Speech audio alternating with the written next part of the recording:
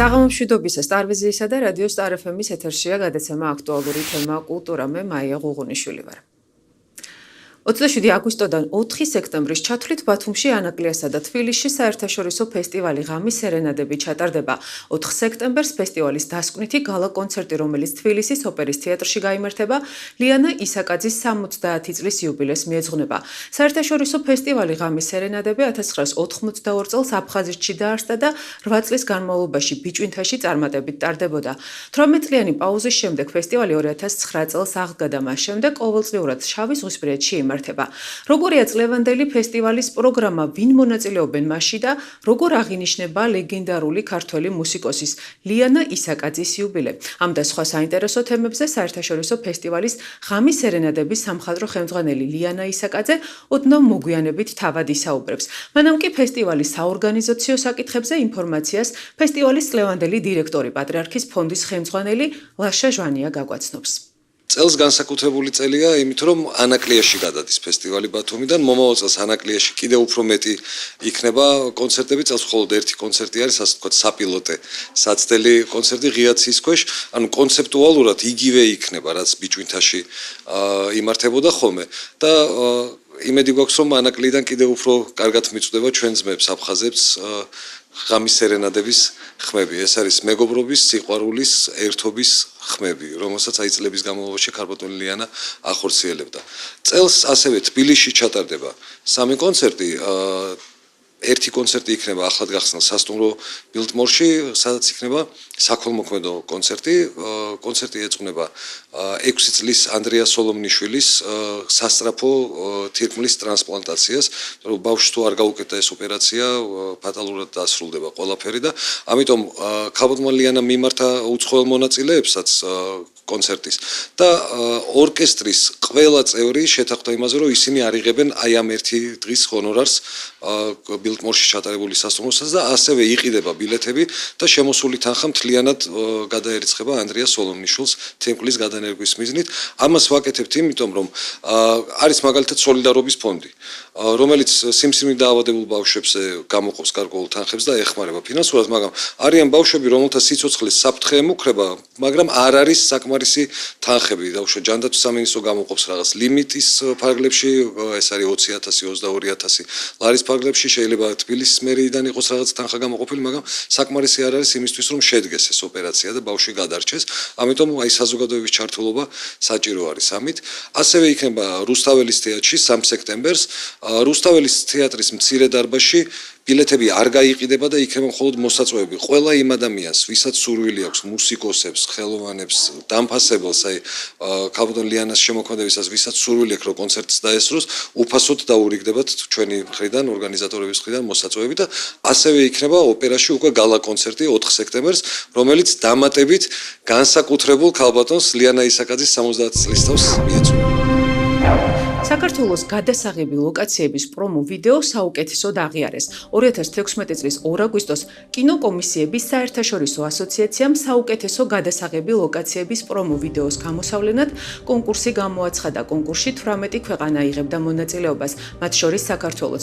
ხმის მიცემა რამდენიმე კვირის მანძილზე მიმდინარეობდა. 19 აგვისტოს კი გამარჯვებული 423 ხმით საქართველო გახდა. დაჯილდოების ცერემონია სექტემბერში ამერიკის შეერთებულ შტატებში ატლანტაში გაიმართება, სადაც საქართველოს კინოკომისია დააჯილდოვებს.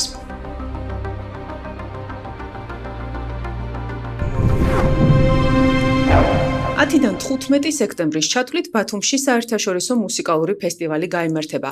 Batum Music Festi ცნობილი პიანისტის იუნესკოს მშვიდობის ელჩის ელისო ბოლქვაძის საქველმოქმედო ფონდ ლირას ორგანიზებით მესამე წელია ტარდება. მუსიკალურ ფესტივალს ელისო ბოლქვაძესთან ერთად ცნობილი ფრანგი დირიჟორი და კომპოზიტორი ლორან პეტიჟერარი გახსნის. ფესტივალში აგრეთვე სხვა უცხოელ და ქართველ შემსრულებლებთან ერთად მონაწილეობენ ახალგაზრდა მუსიკოსი ავსტრიიდან, ზალცბურგის მოცარტეუმიდან ვიქტორია პირშუმბერი და ისრაელის ფილარმონიის სოლისტი ილია კინოვალოვი.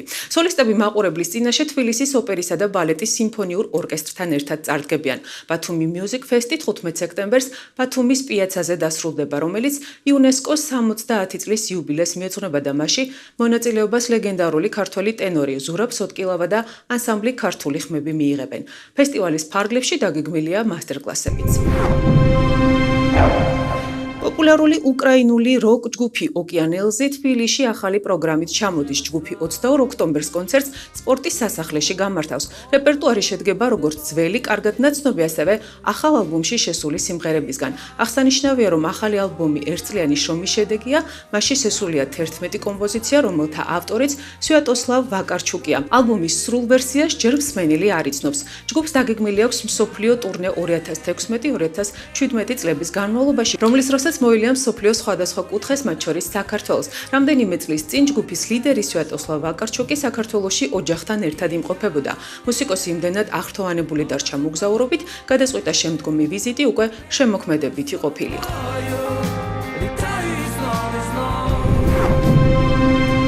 ასეთი გახდათ კულტურის სფეროში არსებული სიახლეები. თქვენ წინ გელით დაპირებული ინტერვიუ ლეგენდარულ მევიოლინე ლიანა ისაკაძესთან. მე კი ზუსტად ერთი კვირით მომავალ 4 შაბათამდე გემშვიდობებით. დროებით. ქალბატონო ლიანა, მოგესალმებით. ძალიან დიდი მადლობა მასპინძლობისთვის. ძალიან მიხარია, რომ შევხვდით და ჩემთვის დიდი პატივია, რომ მეძლევა საშუალება თქვენთან საუბრისა. 34-ად იმართება, უბრალოდ 34 წელია არსებობს ფესტივალი, რომელიც 27 აგვისტოდან კვლავაც აიღებს სტარტს. ღამის სერენადები. რას ნიშნავს თქვენთვის ეს ფესტივალი? ვიდრე გკითხავდეთ, როგორი იქნება წლევანდელი პროგრამა, მინდა რომ სწორედ ასეთი შეიძლება ბანალური კითხვით, მაგრამ მაინც ასე მინდა დავიწყო, რას ნიშნავს ღამის სერენადები? ღამის სერენადები ესეთი ნიშნავს იმას, რომ ეს ფესტივალი საერთოდ მე გავაკეთე ჩემი საქართველოს სახელმწიფო კამერული ორკესტრისათვის. იმიტომ რომ ესეთი მაქვს პრინციპი, როდესაც ვინმე რაღაცას თავის თავს მანდობს და რაღაცა, მაშინ მე უნდა მთლიანად შევეცადო, რომ დავაკმაყოფილო ის ორკესტრი იქნება თუ ადამიანი იქნება თუ რა არის, ეს არის ჩემი მოვალეობა, რომ ესე იგი რაღაცას თუ მანდობენ, უნდა მათ გაუკეთო მაქსიმალურად ყველაფერი კარგი. იმიტომ იყო რომ მე 90 წელში ეს ორკესტრი წავიყვანე გერმანიაში და იმიტომ რომ თავს მოვალეს ვცვლი, რომ თუ კი ვინმე რაღაცას მე ესე იგი მანდობს და მავალებს, ესე იგი მე აუცილებლად უნდა მათ სწორად გაუძღვე წინ და სწორად გაუკეთო ყველაფერი ის, რომ ისინი იყვნენ ბედნიერები. აი ეს არის ჩემი პრინციპი. და 82 წელს მე სწორედ მათთვის დავაარსე აი ეს ღამის სერენადები ღიაცის ქვეშ ერქვა ბიჭვინთაში და ტარდებოდა ხოლმე ტაძარში, ულამაზეს ტაძარში. და იქ იყო ესე იგი მთელი მსოფლიოდან ჩამოდიოდნენ ხალხი და ეხლაც კი იხსენებენ მაგალითად მოსკოვიდან ან რუსეთიდან ან საზღვარგარეთიდან თურმე ამერიკიდან დადიოდა ვიღაცა კაცი კალიფორნიიდან, ეხლა ამას წინათ მომწერა, რომ მეორო დავდიოდიო იქაო იმ ფესტივალს, თურმე ისიც დადიოდა, ეს კი არც ვიცოდი.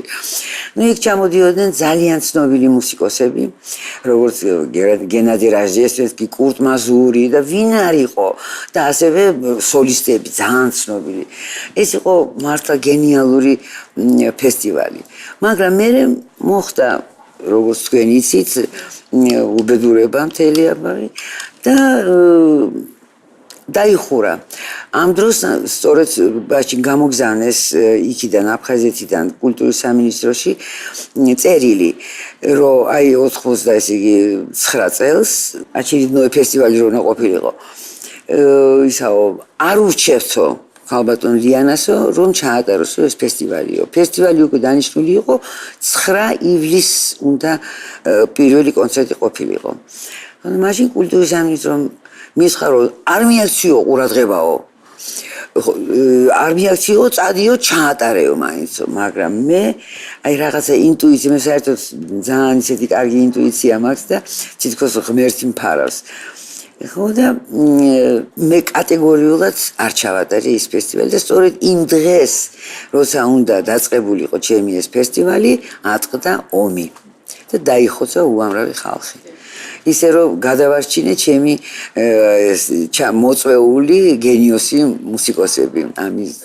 თუმცა საბედნიეროდ უკვე მაინც ეს ფესტივალი წარსულს არ ჩაბარდა და აღდგა ის უკვე 2009 წელს, შეგორსტები, ხო? ეს ვისი ინიციატივა იყო, თქვენი თუ მთავრობის შემოთავაზება თუ როგორ? არა, ეს აღდგა, ოღონდ იქ კი არა.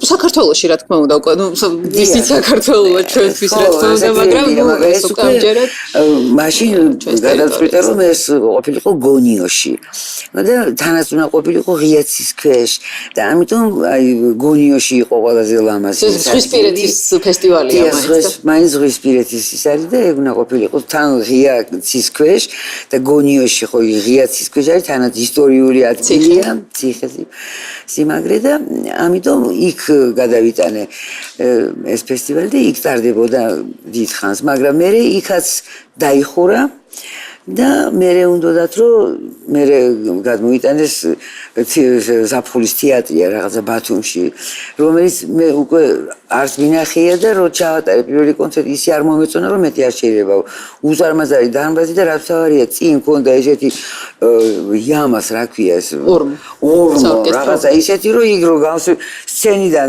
ძალიან სახიფათო იყო გადავარდნა იქ უბრალოდ იქ ორმოში და მე ეს იგი მაინც გვინდოდა რომ გონიოში გაგვეგზელებინა მაგრამ გონიუმ კატეგორიულად უკვე აკრძალა საერთოდ ეს იქ რამეს ჩატარება და აი ჩავატარეთ უკვე მუსიკალურ სასწავლებელში ბათუმში უკვე მუსიკალურ სასწავლებელში ჩატარდებოდა ხოლმე ეს ფესტივალი უკვე რამდენი წელია 6 წელი თუ რა. დიახ, წელს უკვე არეალი გაუფართოვდა ფესტივალს, რამდენიმე ქალაქში იმართება, 27 აგვისტოს გაიხსნება ბათუმში, თორსტები სასტუმროს დარბაზშია ამჯერად გახსნა, ხო? დიახ, თურმე აი ჰილზონის სასტუმროში ყოფილა საკონცერტო დარბაზი, ვინ იფიქრებდა რომ სასტუმროში არის საკონცერტო დარბაზი.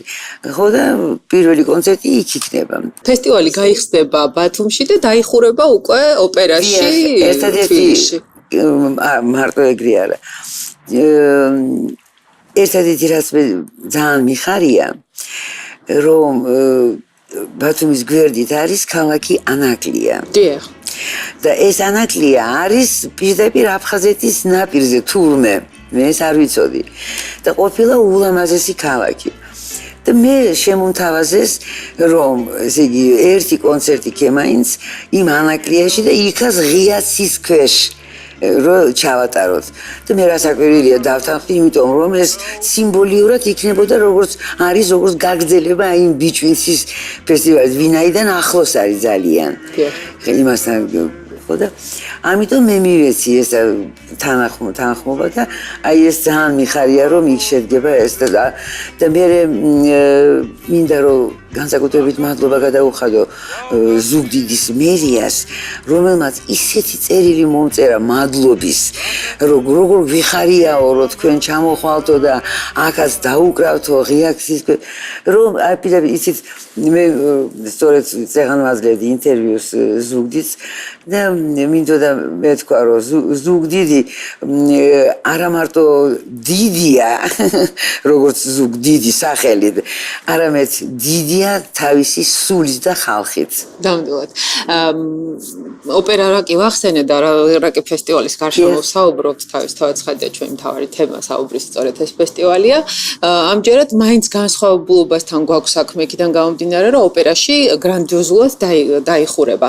სწორედ აქვე მინდა გკითხოთ, ვინ იქნებიან წლევანდელი ღამის სერენადების მონაწილეები, როგორც ვიცი, ძალიან ბევრი სტუმარი ეყოლება მონაწილის სახით, ხო, უცხოეთის სტუმრებს. რასაკვირველია.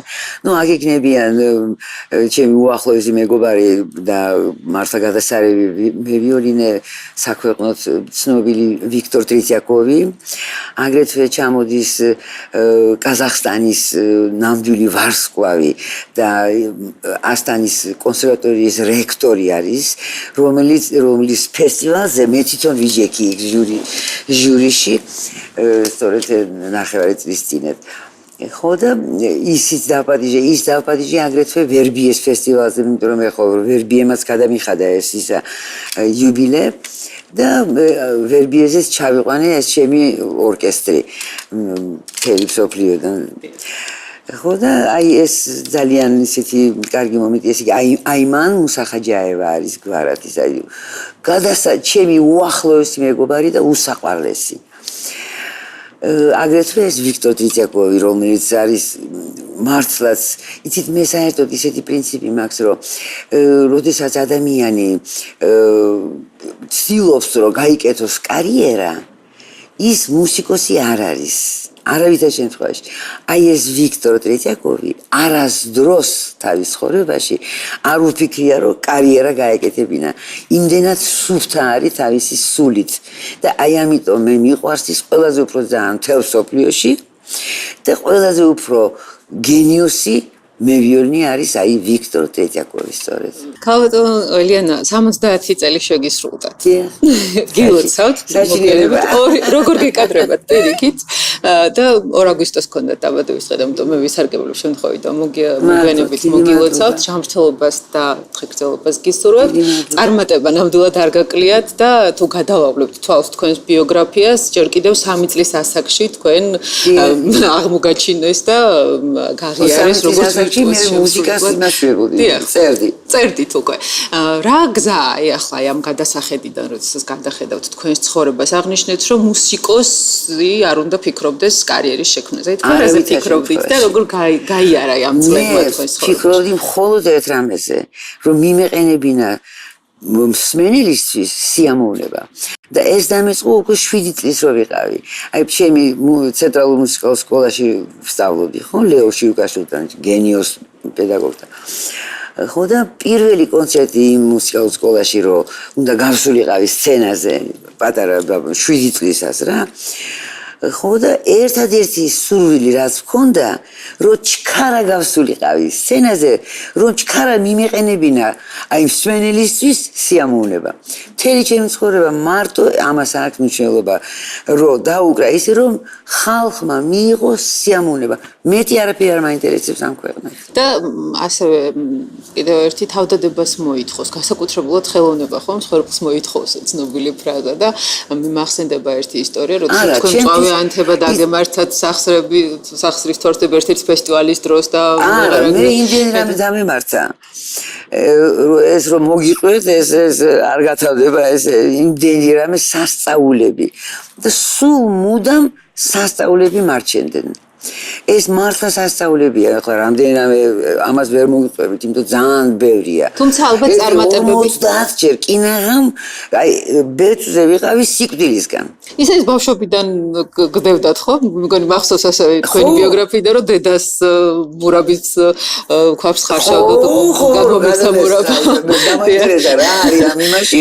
და იმას თქვენ გადმოვისხი მთლიანად და დავიცვი მთლიანად და გამახსოვს. ხათებით სავსე ცხოვრება გქონდათ. ხო, მე და ერთხელ კიდე პატარა როცა ვიყავი მაშინ იოლკა ხო იცით ის ნაზვისხე იმაზე იყო ისა ვინაგრად ყურძენი ვინაგრად და მე მეგონა რომ ეს ნამდვილი ვინაგრადია ხო და შეჭამე თურმე სტიკლო ყოფილა შუშა და სისხლი და ყველაფერი გადმომივიდა პირიდან და გადავრჩი მე სულ მუდამ რაღაცა მარჩენდა და კიდე უამრავი რამე რაც გადავიტანე და მართლაც რომ აი მფარავს ეს то შეიძლება ეს ალობა გაქვთ აბსოლუტურად ხიფათებით სავსე გზად ხო ახლა ახსენეთ გაქვთ მაგრამ აი წარმატება რამდენად ადვილად მოდიოდა ან რთულად იმიტომ რომ წარმატებას მოდიოდა ძალიან სწრაფად და ძალიან ადვილად იცით რატო მხოლოდ იმიტომ რომ მე წარმატებისთვის არ ვიბრძოდი ჩემ ცხოვრებაში არასდროს არ მიფიქრია რომ კარიერა გამეკეთებინა მთელი მსოფლიოს მარტო ეს აინტერესებს მოიცით რომ გააკეთოს კარიერა მუშაობენ დილით და ღამე მე ჩემ ცხოვრებაში არ მიმუშავნია აი ვიოლინოზე მაგალითად რომ სწავლობენ ხოლმე ბავშვებიდან ვთქვათ გამებს უკრავენ სულ და ეწიოდებიო და რაღაცა ისინი ჩემ ცხოვრებაში მე არ დამიკრავს არც გამები და არც ეწიოდები მე-20 საუკუნის 2000 საუკეთესო მუსიკოს შორის ხართ დასახელებული ხო? ასევე ერთის გამოცემის გამოკითხვის საფუძველზე 20 საუკეთესო მუსიკოში. ეს რა არის? წარმატება, კარიერა, ანუ თქვენ ხო ამბობს, მაგრამ ეს კარიერა, რომელიც უკვე ფიქსირდება. ეს ის კარიერა, რომელიც მოდის ავტომატურად. თუ ღმერთით ხარ დაჯილდოებული, ნებისმიერი ადამიანი აი არ იბრძვის არავითარი კარიერისთვის, მაგრამ თუ მას აქვს აი ეს ღმერთის მოსული ნიჭი, მაშინ ეს კარიერა კეთდება ავტომატურად. ისე ასეთ დროს რას ფიქრობთ ხოლმე, როდესაც თქვათ აი ეს წარმატება მოდის, სახელდებით საუკეთესოებს შორის, იმარჯვებდით თავის დროზე თავის ფესტივალებში და ასე შემდეგ. თქვათ ეს რა იყო? კონკურსებში რა საყურველი ამას გულისხმობ. იგივე თქვათ ხო, როდესაც გადიხარ კონკურსზე, ფიქრობ რომ გაიმარჯვა ხო, მთავარი ინსპირაცია ეს არის. ხო, მე არასდროს არ ვფიქრობდი. აი მე მაგალითად პირველად გამაგზავნეს პარიზში ხო კონკურსზე. ჯერ ესეთი სანამდის მოსკოვში ესე იგი ესეთი წესი იყო რომ უნდა ამოერჩიათ ჯერ ადამიანი ვის გააგზავნიდნენ ამ კონკურსზე თქვა პარიზში იქნება თუ სხვა ქვეყანა თუ რაღაცა. ხო და მე ესე იგი ვიჯექი მეც ვიყავი როგორც კანდიდატად და ველოდები არ არის კაცო ეს არ ნიშნავენ და წავედი ლიჟებზე საკატავად. და რომ კატავობდი ლიჟებზე მოვიტეხე ფეხი. და რომ მოვედი სახლში დედაჩემი ჩემთან იყო იქასო და მეუბნება ჩქარა გავარდი როგორ კაცო იქ უკვე идёт прослушивание в Московской консерватории идёт прослушивание და მე ესე იგი ფეხმოტეხი მივარდი იქა და ფეხმოტეხილი უკრავდი ფეხზე არც არავით არის ექიმი არავით არის ეს აი ფეხმოტეხილი ვიდექი და უკრავდი და გავიმარჯვე ისე რომ მე გამაგზავნეს იმაში პარიზში ოჯახი რა კი ახსენეთ, ალბათ მინდა რომ მკითხოთ, იმიტომ რომ მე ვიცი რა როგორია თქვენი დამოკიდებულება, თქვენი ოჯახის წევრების მიმართ, პირველ რიგში მშობლები, მერე თქვენი მეუღლე, რომელმაც წიგნიც კი გამოიცა თქვენი ხელნაწერების მიხედვით. დიახ, მოდით გვითხარით თქვენი ოჯახის შესახებაც, აი რა მნიშვნელობა აქვს თქვენს ოჯახს კარიერასთან ერთად. აი მაგას აქვს ყველაზე დიდი მნიშვნელობა. საერთოდ მამას და დედას როგორ ზდიან თავიანთ შვილებს. და როგორ გიწყობს ხელს ალბათ აი ამ განვითარების პროცესში. მე ღმერთმა მომცა ეს ბედნიერება, რომ გავიზარდე აი სწორედ მამაჩემის და დედაჩემის ხელში, რომლებიც საერთოდ არც იცოდნენ რა არის კარიერა, სიტყვა კარიერა არც იცოდნენ. არც არაფერი აინტერესებდათ. მამაჩემი სულ რაჭველი. სულ იძახდა რომ ჩემთვის არის მთავარი რომ ბავშვი ჩემი იყოსო ჯანმრთელიო. არაფერი მეტი მას არ აინტერესებდა და როცა გამოდიოდი ხოლმე კონცერტზე და ის მამაჩემი იჯდა თქვა იმაზე სულ ის ტიროდა იქა. ისე უკრავდი მე რომ ტიროდა. როგორ რეაგირებდა თქვენს წარმატებებზე? ხო, დაი ესე იგი მას ის იყო უწმინდესი ადამიანი. ის აი როგორც ღმერთი. ჩემი ღმერთი იყო მამაჩემი. ეგრევე იყო დედაჩემი. მე მათ უმადლი სწორედ აი იმ აღზრდას და იმ სულს რაც მე მაქვს ეს არის მხოლოდ მამაჩემი და დედაჩემისგან. მამაჩემი რაჭველი იყო, რაჭველები ვითომი ითვლებიან ისეთი სულელებად თუ რაღაცა.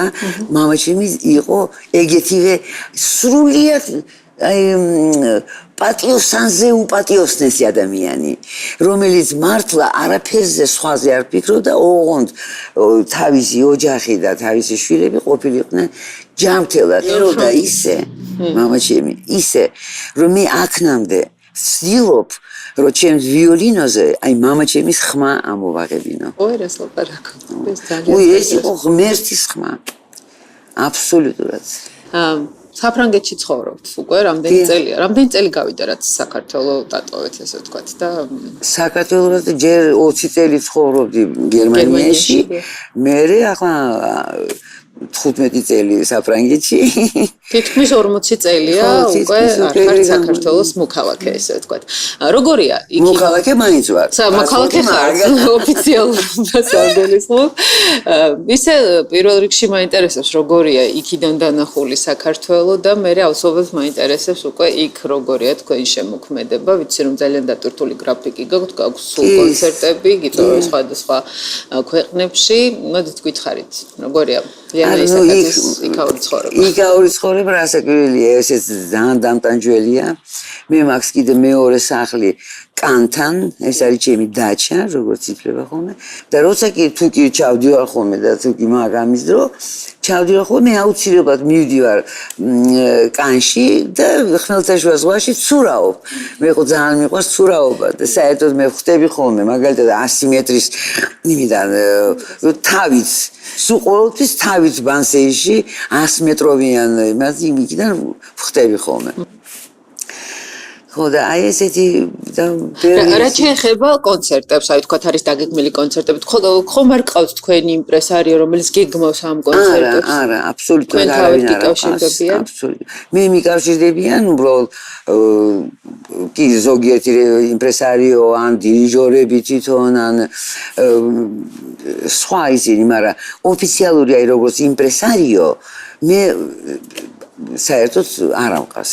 ორკესტრი, რომელიც თქვენ წაიყვანეთ საქართველოდან და ახლა იქ მოღვაწეობს, თუ გაქვთ ერთობლივი კონცერტებს, თუ მართავთ ხოლმე იქით, თუ დამოუკიდებლად მოღვაწეობთ ორივე? აბსოლუტურად დამოუკიდებლად, მაგრამ მე რო დავტოვე ის ორკესტრი, მე ხო დავტოვე ის ორკესტრი, იმიტომ რომ ძალიან სულად მოიქცნენ საშინლად. ამ კონდა ეს ინფორმაცია. მაგრამ მიუხედავად ამისა, ამას წინაც მთხოვეს ძალიან, რომ მათ 50 წლის იუბილეზე დამეკრა და მე 17 წლის შემდეგ მაინც ჩავედი და მაინც დაუკარი. აჰა, ძალიან კარგი. და წეღან გითხეთ და გავიმეორებ, როგორია იქიდან დანახული საქართველო. წეღან მეუბნებოდით დღე დავიწყებდით საუბარს, რომ ძალიან მიყვარს აქაურობაო და მე კი რასაკვირველია ძალიან მიყვარს და მე მგონია რომ და მგონია კი არა ესია მთელ მსოფლიოს უყვარს საქართველო. მარტო მე კი არა ეს გამონაკლისი არ არის. მე არა ვარ გამონაკლისი. და როგორია იქიდან დანახული საქართველო? ასევე მთელ სხვა უნდა გამოგიწყდეთ კიდე რომ მთელ რუსებს, აი მე მაგალითად მოსკოვიდან მოვფრინავდი აქეთკე. გატენილი რუსებით თვითმფრინავი იყო. იმიტომ რომ ეს ძალიან უყვართ. აი რუსებს უყვართ საქართველოს ნამეტანი რა. პირდაპირ გასაოცარია. გიწევთ ხშირად იქით კონცერტების გამართვა რუსეთში? კი, ძალიან. ასე მე ჟიურიში ვზივარ განუწყვეტლი ჩაიკოვსკის კონკურსზე ვიჯექის ჟიურიში კონცერტები ძალიან ბევრი, მაგრამ ახლაც მივდივარ კონცერტები და უნდა დაუკრა მოსკოვში. ფიქრობთ ალბათ ორჯერ, სამჯერ და მომოწევსაც. თქვენ ალბათ მიეკუთვნებით იმ ხელოვანების რიგს, ვინც ფიქრობს, რომ კულტურა შეუძლია ურთიერთობების დათბობა, პოლიტიკური ურთიერთობების თვალსაზრისით. მიგაჩნიათ, შეიძლება რომ უგვარდეს ეს ურთიერთობები აი ამ მიმართულებით ამ ხრივ? აი იცით მე ვღებულობდი მონაწილეობას არის ეგეთი პროექტი კულტურა без границ ქვია რომელიც შექმნა მიხოელსის ცენტრმა მოსკოვიდან ხო და აი ამ კულტურა без границ ხო საზღვრებს გარეშე კულტურას შემოვიარეთ მთელი მსოფლიო ამერიკიდან დაწყებული ევროპა პარიზი სულ ყველგან უკრავდით ამას და ეს არის ძალიან სწორი და ეხლაც რომ მივიდივარ, ეხლა მე მივიდივარ აქედან მოსკოვში. უკრავ ჯერ ესეთი კონსერვატორიის 150 წლის იუბილეა და იქ უკრავ. მე არის დიდ თეატრში არის იუბილე თუ იცით ბაბი იარ რო იყო, ბაბი იარ ხო? ომინდელი ისა. აი იმისი იუბილე და იქაც უნდა დაუკრა. მე ისევე მიყვარს რუსეთი, იმიტომ რომ მე იქ ცხოვრობდი 30 წელი და იქა ვარ საბჭოთა კავშირის სახალხო არტისტი. ყველაფერი ეს გადაყოლილია ჩემზე მთელი ხალხი. ეხლა კულტურამ გადასცა ეს ლინია жизни. მე არ მაქვს უფლება რომ დავივიწყო აი ეს ხალხი, რომელიც მართლა გადარეულია ჩემზე. როგორ უნდა უღალატო მე ვერ უღალატებ იმათ. და ძალიან წინს რომ პოლიტიკა იდიოტური რაღაცა გამოდის, რომელიც უშლის ხელს უშლის რომ აღსდგეს კაცო ესეთი ისინი გიჟდებიან ქართველებსაც ესე იგი მე და სულ ყველა ძალიან კარგი ისე აქვს და რაღაცა იდიოტური პოლიტიკის გამო ვერ გაიმაშვებიან, ვერ ალბათ ეს ცოტა რთული თემაა და ჩვენ საუბარს ამით გავარცოთ, იმიტომ რომ ჩვენი ძალიან ბევრი ტერიტორია სამწუხაროდ ოკუპირებულია. ეს ძალიან ცუდია, რასაკვირველია. და ალბათ ყველაზე დიდი პოლიტიკა და ყველაზე დიდი ძალის თავისთავად საქმეა საერთოდ ხალხის დამოკიდებულებაში. აი ეს მინდოდა მეთქვა. როგორი იქნება თქვენი საიუბილეო კონცერტი? საიუბილეო კონცერტი იქნება ძალიან დიდი გადასარევი სიურპრიზებით. საქართველოსდან მიიღებენ მონაწილეობას ეროვნული სიმფონიური ორკესტრი, ოპერის ვინმე იქნება ჩართული. მხოლოდ თქვენ ხართ? მარტო ჩემი ორკესტრი იქნება. თქვენი ორკესტრი იქნება ძალიან კარგი. როგორ აღნიშნავთ იუბილეს, სხვაგან იგეგმება თუ არა უკვე რა მოხდება 4 სექტემბრის მერე თქვენს შემოქმედებით ცხოვრებაში? უკვე ალბათ დაგეგმილი გაქვთ. კი, რასაკვირველია. იგივე თორსა მე ხო უკვე ვთქვი რომ ესე იგი მე აქედან უნდა წავიდე მოსკოვში, იქ არის კონსერვატორიის 150 წლის იუბილეი, იქ უნდა დაუკრა, მე არის დიდ თეატრში კონცერტი, სადაც იქ უნდა დაუკრა და იქ არის უკვე არის 170 лет Бабьего Яра და იქაც უნდა დაუკრა ეს და აი ეს განუწყვეტლია ესე იგი მიდის და ვერც ვისვენებ ვერც ვერაფერი პედაგოგიურ დაჩაზე ვერც მივდივარ დაჩაზე უცოტა წახვიდეთ და დაისვენოთ იმიტომ რომ გჭირდებათ ასეთი გრაფიკის გამო და პედაგოგიურ მოღვაწეობაზეც კითხავთ თუ გაქვთ ან მასტერკლასები ან თუ ყავთ თქვენი მოწაფეები რომლებსაც აი ამ გამოცდილებას გაუზიარეთ არა იცით მე აი როდესაც ინგოლშტადტში ჩავიყვანე ჩემი ორკესტრი მაშინ მე იქ დავაარსე მსოფლიოში ერთადერთი აკადემია დავიდ ოისტრახის ჩემი მასწავლებლის იმ ინგოლშტადტის მერს მე გინდა თუ არა დავიდ ოისტრახი არამედ ლიანა ისაკაძის აკადემია იყოსო მაგრამ მე კატეგორიულად უარი უთხარი იმიტომ რომ მე მინდოდა რომ აი სწორედ დავიდ ოისტრახისთვის ესე იგი ჩემი მხრიდან გამომეხატა ეს ჩემი უაღრესი პატივისცემა მადლობა და რომ შექმნილიყო მისი აკადემია მსოფლიოში ერთადერთი აკადემია და ამ აკადემიის და კიდე იმიტომ გავაკეთე ეს რომ ჩემს ორკესტრანტებს იქ აგრეთვე ქონოდათ შესაძლებლობა რომ ესწავლათ ბავშვებისათვის რომ კიდე ესე იგი დამატებითი ფულის ეკნებოდათ და რაღაცა და აი ამისი შექმნა მაგრამ მე როდესაც დავტოვე ეს ორკესტრი და ეხლა ხარო ჩავედი იქ მათი იუბილეზე დასაგრელად თურმე მე რო დავტოვე მაშინ დაუკეტიათ ეს აკადემია დავიდ ოისტრახის აკადემია ესე იგი რაღაცა თქვენ არა ხათო აქაო რა მაშინ რაღაც უნდა იყოს ეს აკადემიაო და დაკეტე ისე ჩვენთვისაც როგორი სამაყო იქნებოდა რომ მოწოდინებოდა რომ სადღაც არსებობს ლიანა ისაკაძის აკადემია და რაც შეეხება პეტერბურგში მაგალითად 2002 წელს გაიმართა პირველი საერთაშორისო ლიანა ისაკაძის კონკურსი ფილარმონიის დარბაზში და ეხლა აპირებენ მეორე საერთაშორისო კონკურსს ეს როდის იქნება 17 წელს 2017-ში აპირებენ მეორე ლიანა ისაკაძის საერთაშორისო კონკურსის გამართვას ძალიან კარგი იქნება მე წარმატებას ვუსურვებ მათ ეს ძალიან დიდი მნიშვნელობის კონკურსი იქნება თქვენ როდის აპირებთ გამგზავრებას და როდის იქნება შემდგომი ვიზიტი საქართველოში უკვე თქვენი შემდგომი 2017 წლამდე კიდე მოასწრებთ ჩამოსვლას არა მე მგონი ვეღარ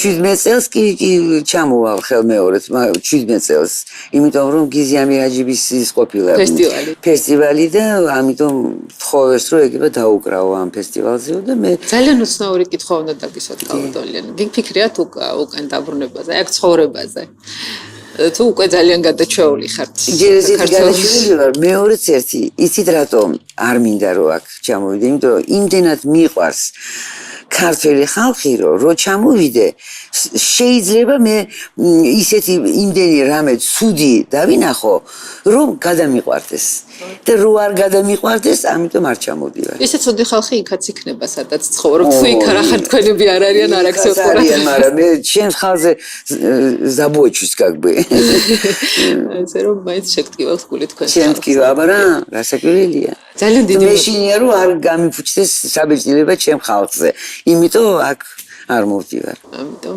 მაგრამ ძალიან გვიხარია რომ მე ჩემი თანამემამულეების სახელითაც ვამბობ ამას გვიხარია რომ თქვენ ხშირად მიიღებებით საქართველოში ასეთი დიდი მნიშვნელობის ფესტივალს უდგახართ სათავეში და მე წინასწარ უკვე ვიცი როგორი დიდი სიამოვნება იმ ადამიანებს ვინც მოხვდებიან ამ ფესტივალზე კიდევ ერთხელ მინდა ძალიან დიდი მადლობა გითხრათ მასმეძლობისთვის საინტერესო დიალოგისთვის კიდევ ერთხელ გილოცავთ დაბადების დღეს და დიდხანს სიცოცხლეს და უბმესი მადლობა ყველას დიდი მადლობა თქვენ დიდი მადლობა